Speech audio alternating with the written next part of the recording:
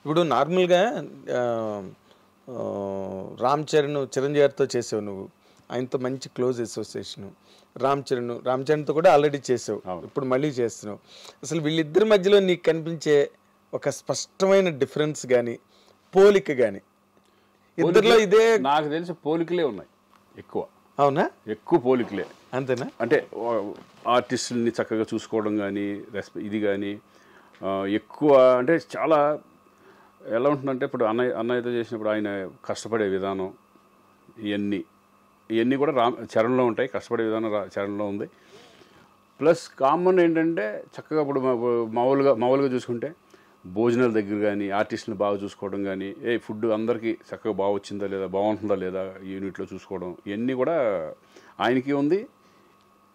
చరణ్ కూడా same. Okay, same. Charan is అంటే అనేలాగా డిగ్నిఫైడ్, అంటే ఎక్కడ చాలా పెద్ద, చాలా మెచ్యూర్డ్ గాయ్.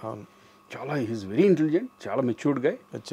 స్టబ్బన్ చక్కగా నీట్గా ఉంటుంది. కానీ ఆర్టిస్టులు పలకరించే విధానం కానీ అందరినీ ఓన్ చేసుకోవడం కానీ ఇవన్నీ సూపర్గా. ఇప్పుడు అన్నయ్య సేమ్ అందరూ ఇప్పుడు అన్నయ్య సెట్కి వెళ్తే కమెడియన్స్ కానీ వాళ్ళు అందరితో కలిసి ఒక భోజనం చేయడం చేస్తూ ఉంటారు. అందరిని దగ్గర తీసుకుని మాట్లాడుతూ ఉంటారు కూర్చొని. సేమ్ అదే చరణ్ కూడా. అవునా? చాలా ఇద్దరి మధ్యన ఎట్లా ఉంటుంది ఇంటిమసీ? చాలా బాగుంటుంది. అన్న అంటాడు. అవునా? చాలా మంది అంటే కొంతమంది అయితే యాక్చువల్గా బాబాయ్ అంటారు అనవచ్చు కానీ బట్ నన్ను అన్న అంటారు. ఓకే, అన్న అనుకుంటూ ఈజ్ రెస్పెక్ట్ చాలా బాగా ఇస్తారు. ఎందుకంటే అన్న దగ్గర నుంచి వచ్చినప్పుడు చాలా రెస్పెక్ట్గా. అసలు బాగా ఇష్టంగా నీకు రామ్ చరణ్లో ఈ ఇష్యూ నాకు భలే ఇష్టం అని నీకు? నాకేంటంటే decent, is very decent person. Stubborn and decent. ఆ డీసెన్సీ, ఆ హుందాతనం అది బాగా నచ్చుతుంది నాకు. ఓకే, ఆ హుందాతనం అనేది ఇప్పుడు నాకు తెలిసి కొంత ఏజ్లో కొంచెం ఒక రకంగా వేరే ఉంటుంది. అదే ఏజ్ అలాంటిది. కానీ ఆ ఏజ్లో కూడా ఈజ్ వెరీ మెచ్యూర్డ్ పర్సన్.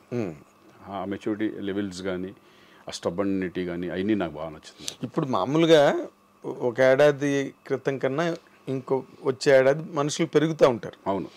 ఇప్పుడు గోవింద్ అందరవాడలో చేసిన చరణ్కి ఇప్పుడు చరణ్కి డిఫరెన్స్ అనేది ఏంటంటే నాకు అప్పుడు ఎలాగున్నాడో ఇప్పుడు అలాగే ఉంది.